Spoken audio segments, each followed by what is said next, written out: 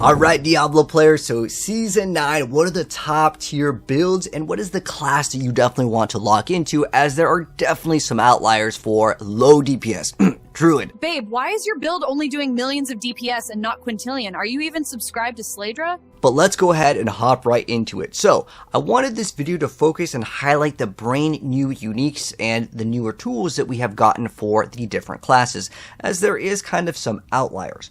I wanted to start off with the Barbarian in terms of the footage, and technically this has actually cleared a 150, and you will see why in just a moment. So, as far as the classes go, there's no class that competes with the Barbarian with specifically the Flay build. I've been working on a spreadsheet that is highlighting all of the different newer builds as well as some of the other builds that have gotten nerfed. But this has actually cleared a 150 in the pit, and it's because there's a bug where you can get infinite damage. I want to say that realistically this build will probably get nerfed, but you remember how the Bloodwave Necromancer came out and people were like, it's gonna get nerfed, it's gonna get nerfed. And it came out for the first time with no nerfs, and it has been getting nerfed ever since. Now this build though, it is hitting for negative damage numbers, and that's probably not intended, nor probably was the Bloodwave when it first came out.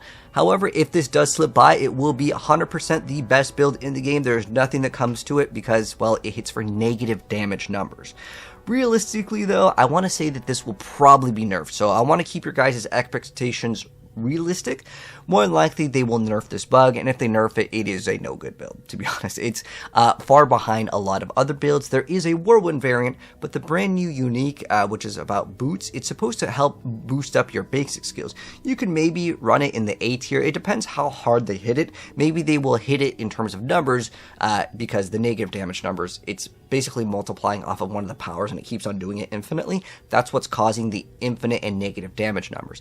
So because they're going to be nerfing it, they may buff it in some other ways. I would probably put Barb, as far as like the new build, in the A or B tier. If you want to play Whirlwind though, Whirlwind is quite strong as well. Highly want to recommend that for Barbarian if things don't change. Again, I will eventually make this thing public. I'm just kind of waiting for other numbers, and I'll release like this, but for now I'm just going to go ahead and show you guys these things with, of course, I have all the videos that will show you the pit clear as well. But the Barbarian, I would say realistically is probably going to be in the A or B tier. Now going into one of the actual best builds, this one actually does have another bug, but that's a kind of a common thing, to be realistic with you guys. Diablo 4 is in the situation where like some of these best builds, there's always some bug going on. In fact, the top like 3 builds at the moment have some sort of bug interaction that has existed kind of since like the class came out. So the one that I want to talk about next is the Sorc. So the Sorc has actually cleared a 120 with the new Hydra build. Now there's a mechanic where you will use Shatter to get like a crazy amount of damage. However, it does require a lot of fishing to get the correct pit to actually clear it, because ideally you want to spawn these small things so you can do crazy amounts of damage. However, even if this does get nerfed, it is still an super S tier build. It is fantastic, and this build over here kind of plays a little bit different, which is kind of cool. And if you are interested in playing Lightning Spear, that build is still pretty good. I'm going to consider S tier, anything that can do like 100, to be definitely viable. So the Sorc is still sitting and eating pretty good. Even if we get the Shatter nerfs, this is probably going to be the fan favorite and the build that majority of players play. I actually already have the build guide up. There are 2 different ways that you can play it. You can play it based off of crit or dot. They're both fantastic because the new unique gives you crazy like 1000x multiplier. It is crazy. You're going to be absolutely deleting things like Tomb Lord over here in the new Nightmare Dungeon Escalation. It's probably going to be the fan favorite simply because it's a new playstyle. These Hydras will grow in size, and because you can throw them out if there's any areas where you have to stand in a circle, which in the new Nightmare Dungeon Escalations, which is what you guys are seeing gameplay of, it just kind of auto-targets everything. Think of it kind of like a turret build, and so I think a lot of people will like this one, and this is one of my highest recommendations for Season 9 is the Hydra Sorc, because one, it's good, and it's really fun, it's snappy, it's tanky, it's something I could really recommend. But as far as like the Sorc goes, again, if you are a fan of Lightning Spear, it's still good. It still clears Pit 100 even after the nerfs. The next thing I want to talk about is actually Spiritborn. This is actually what I'm going to recommend for everyone to play, including the Hydra swords. Like the two things that I really liked as far as the PTR goes that were good and fun to play is going to be the Sorc and the Spiritborn. So the reason why Spiritborn is so good is you have a brand new pair of pants. These brand new pair of pants apply a huge amount of Thorns damage on every attack. This build also does not require any mythics because instead of running the Shroud of False Death and like the Air of Perdition, you actually run a bunch of uniques like the Razor Plate and the Loyalty's Mantle, and these are really easy to acquire. Uniques in Diablo 4, you just keep on farming the boss, you'll get them. It does not require mythics, which is a huge relief because farming the mythics, it takes a long time, right?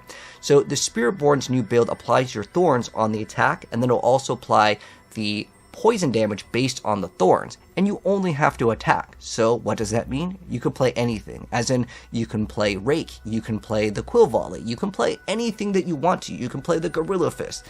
Ideally though, you want your skill to activate 2 times, so when you are doing your tempering, you just want to make sure that your skill, whatever skill that you decide to go for, can activate 2 times. To be fair though, Quill is the number 1 at the moment, and this has actually cleared a pit 115 so far. This is the highest that it's cleared, so it's like right up there with Sorc, but the thing that I like with this the most is you get more bang for your buck. With Sorc, you're pretty much playing Hydra, or maybe you can mess around with some Lightning Spear as well, but the cool thing with the Spiritborn build is you just need to swap your weapon to be like that skill activating 2 times, and you get more builds out of it. You can again play anything, as long as it hits the enemy, you're going to be applying that Thorns. So it's really cool. Highly recommend it. And if you want gameplay of a lot of these, I have majority of the stuff already uploaded, except for Rogue, but I don't really need to, and you'll see why in a moment here.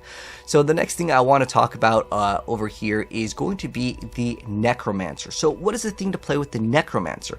Well, you'll see that Bloodwave Necromancer is actually cleared at 107. You also have the Blood Spear that's done 100, so it's still a pretty decent class in terms of like at least being able to be in like the A or S tier category.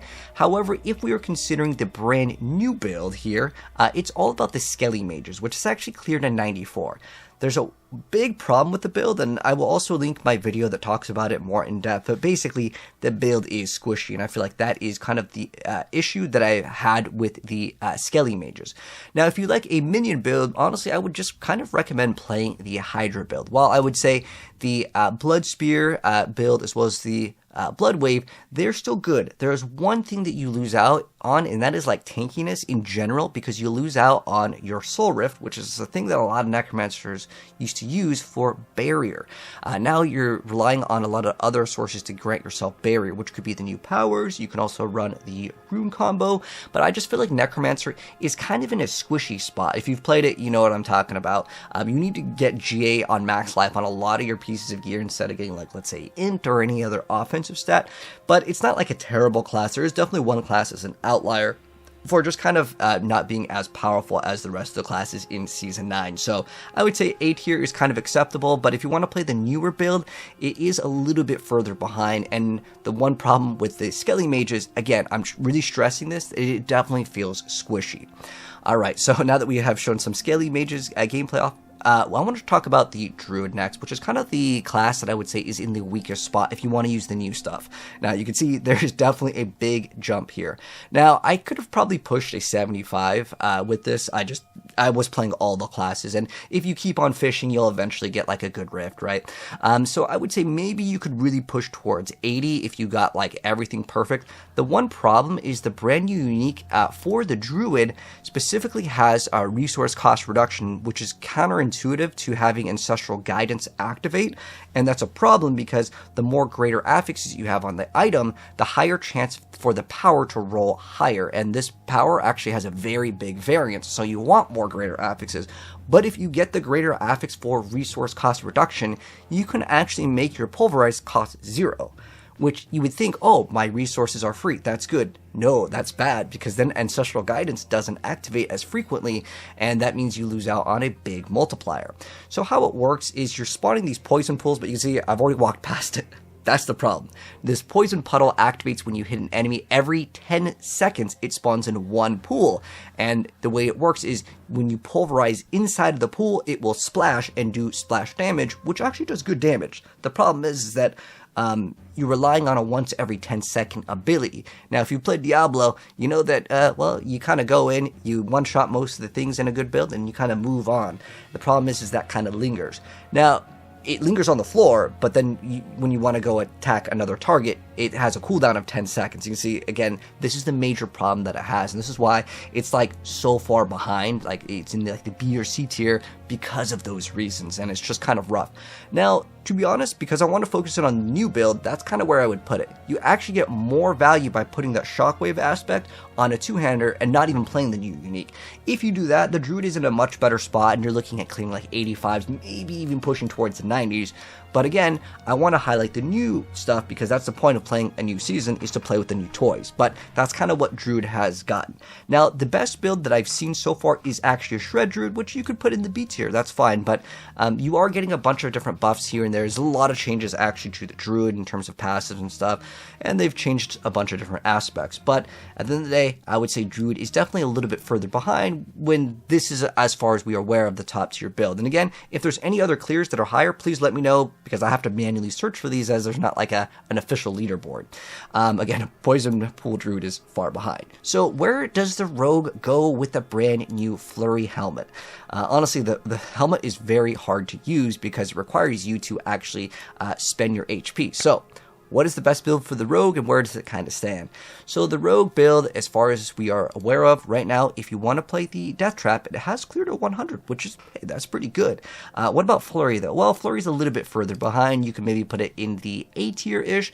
The thing that got really nerfed was the Close Quarters, which you had a crazy multiplier for. So with that kind of being gone, you do lose out on a lot of DPS, and they nerfed the pants pretty dang hard. Again, you could still clear out Pit 100 with this build, but it will require you to obviously get pretty dang good pieces of gear. But on top of that, the new Flurry unique, what it does is you have to spend all your resources and then cut into your HP, and then you will get a multiplier that can go up to 50x damage and attack speed. But if Air of Perdition already gives you the 60x, plus you get crit on it. So I want to say, just to give Blizzard some feedback in the current state of the Rogue, they said they didn't want Death Trap to be like the same thing that we played for 3 seasons in a row, being the best build. I hope they don't take this feedback as nerf Death Trap, because if they then nerf Death Trap, I have to put it down by the Druid, because, well, the new toy doesn't really even do like the highest, like at least tier 100 with any of the builds. So that could be a problem on its own. So I want to say, hopefully, fingers crossed, they don't hear us say, we don't want to play Death Trap again. As a nerf, they look at it and say, okay, we're going to get the Flurry Rogue and we're going to buff it up and make it a little bit stronger. So if they make it a little bit stronger, I would say Rogue is in a much better spot. It's just a small amount. Like if they, instead of like 50x damage and then 50% attack speed, if they just crank up the numbers a little bit on that, and by a little bit I mean actually a lot, because the difference between doing a Pit 90 and a Pit 100, you need a lot more DPS as the game starts to scale. So as far as like a tier list goes, this is kind of what we're looking at. So the top tier classes, once again, to kind of finish off the video, we're going to be the Sorc as well as the Spiritborn. I highly recommend the Spiritborn. Again, you get the most bang for your buck. The other classes, there are builds that you can do 100 with. It will take amazing gear, and then Druid is just simply farther and further behind. The class, unfortunately, is in this spot because there is a lot of nerfs to specifically all the snapshotting, the Menorah Ring. There's a lot of things that got nerfed, and Druid was a class that really wanted Overpower, and because they decided to nerf Overpower, I feel like they needed to compensate for specifically the Druid, which is one of like the classes that's honestly been kind of in the gutter for a long time because it's really hard to get running, and then now the snapshotting, it's still possible, but I'm gonna tell you for sure, it is not easy if you want to do the new snapshotting because it requires you to be in bear form and activate very specific things at very specific intervals, and the buff bar, sometimes there's so many buffs that you can't really see things properly. So I want to say that these are my class recommendations, but again, if there's anything that I missed out on that can do like a higher tier pit that I was unaware of, let me know down below. But pretty much what it comes down to is I expect Barbarian to get nerfed. If things stay the same though, Barb is so high I can't even measure it because the difference between, again, a pit 150 and like a 120, it's miles and miles behind in terms of like the gap. But more than likely, they will probably nerf it. And this is more than likely going to be the current tier list as things stand right now. But keep in mind, all the info that I'm giving you guys is from the PTR. So if things change, I will update you guys. And if you guys want the update, once things do change, let me know if anything needs to be changed, and I'll update you guys with my build guides, and check the pin. I'll put a bunch. Anyways, take care, guys, and I'll see you in the next video. Peace out, Diablo gamers. And let me know what class you're playing next season. I'm playing Spiritborn 100% first.